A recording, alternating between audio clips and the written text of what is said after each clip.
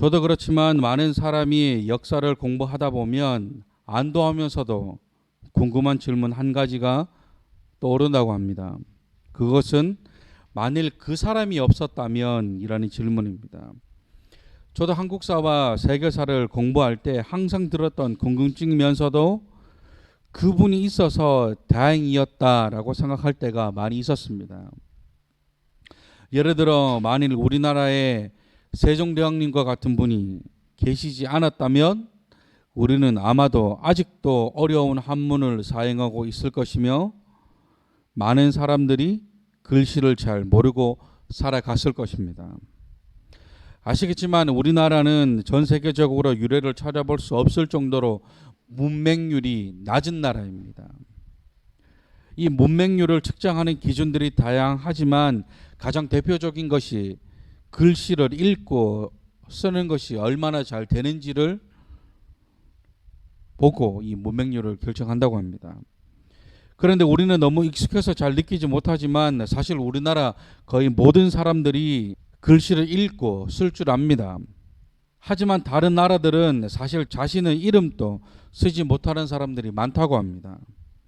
그러니 글을 읽거나 쓰는 것에 대한 문화가 우리처럼 이렇게 많지 않다는 겁니다.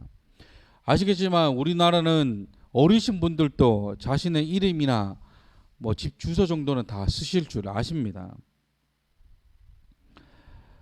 또한 우리나라에 수많은 독립운동가 분들이 없으셨다면 우리나라는 아직도 식민지 생활을 하고 있을지 모릅니다.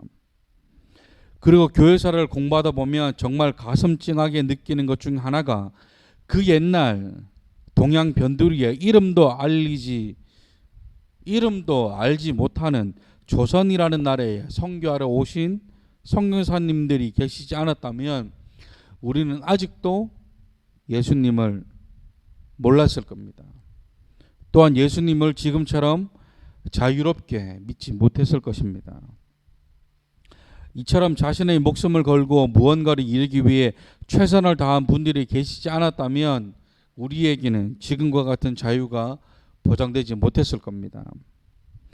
성경도 동일합니다. 우리가 지금까지 계속해서 출애굽기를 살펴보았고 오늘 또 출애굽기를 살펴보게 될 텐데 만약에 이 모세라는 지도자가 없었다면 성경은 지금과는 전혀 다르게 기록되었을지도 모르겠습니다.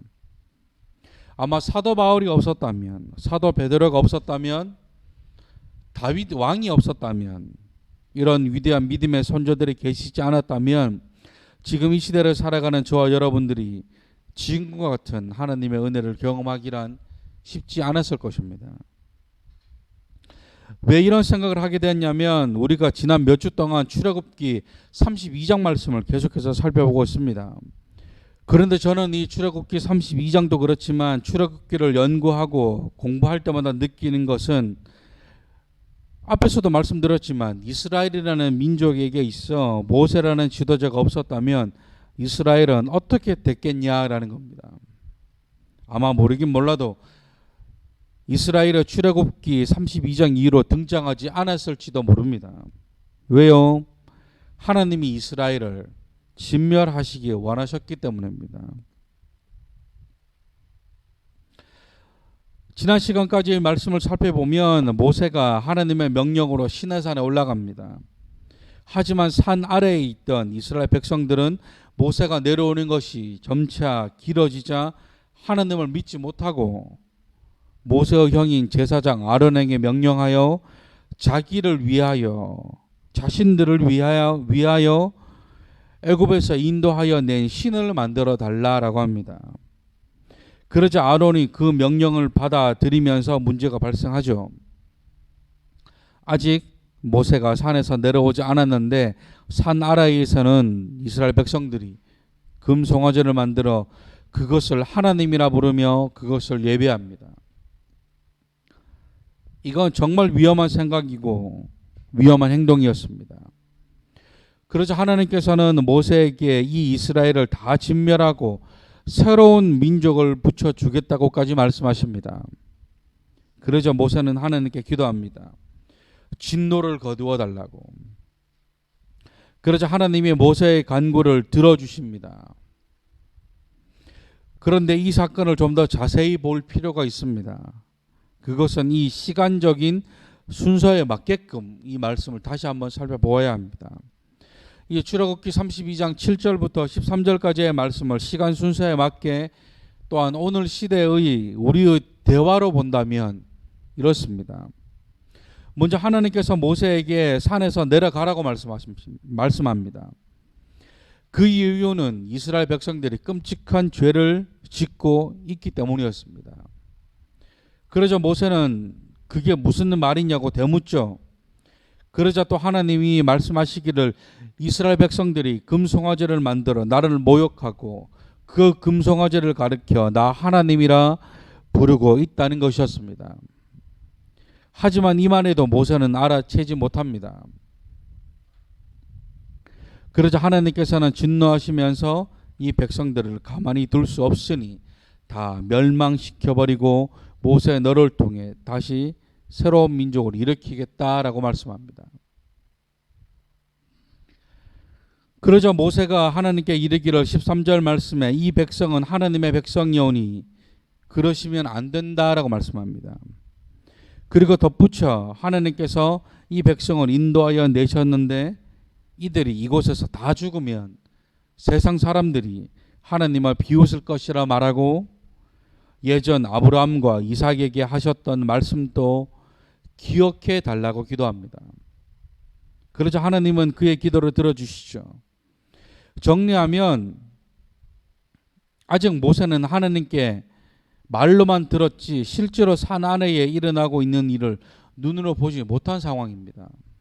그렇게 산에서 40일을 보낸 모세가 산에서 내려와 보니 정말 하나님의 말씀처럼 이들이 금송아지를 만들어 그것이 자신들을 인도하여 낸 하나님이라 부르며 예배하고 있는 것이었습니다.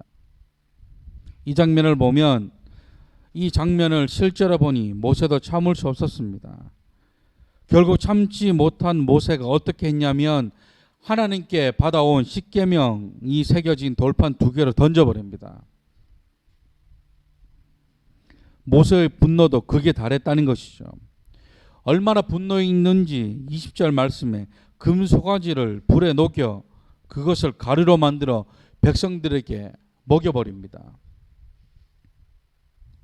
또한 모세는 레위 자손과 함께 백성들을 죽이기 시작합니다. 정말 처참했을 겁니다. 우리가 이 성경 이 말씀을 글러보니까 잘 안 와닿지만 아마 그 현장이 있었더라면 정말 비참했을 것입니다. 그날 모세와 레위 사람의 손에 죽은 백성들의 숫자가 3,000명입니다. 어떻게 보면 지금 이 모세의 행동이 하나님이 진멸하시겠다 말씀하신 것과 다름없는 것과 같아 보입니다. 그런데 왜 하나님은 이스라엘 백성들의 난장판을 벌이고 있을 그때 모세의 기도에 진노를 거두신 것일까? 혹자들은 그럽니다. 모세가 하나님을 잘 설득했기 때문에 그렇다. 하나님께서 모세를 불쌍히 여기셨기 때문에 하나님의 진노를 거두셨다. 하지만 그렇지 않습니다. 모세는 산 아래에서 일어난 일을 실제 눈으로 아직 보지 못했습니다. 다시 말해 하나님은 논리적으로 모세의 설득이 탁월해서 받아들인 것이 아니라 모세의 설득을 모른 척하고 들어주신 것이다 라는 겁니다. 왜냐하면 하나님은 모세의 마음을 알고 계셨기 때문입니다. 모세가 어떤 마음으로 하나님께 그런 기도를 드렸는지 하나님은 모세의 마음을 알고 계셨기 때문입니다. 출애굽기 32장 32절 말씀 우리 다 같이 읽어보겠습니다. 출애굽기 32장 32절 말씀 우리 다 같이 읽습니다.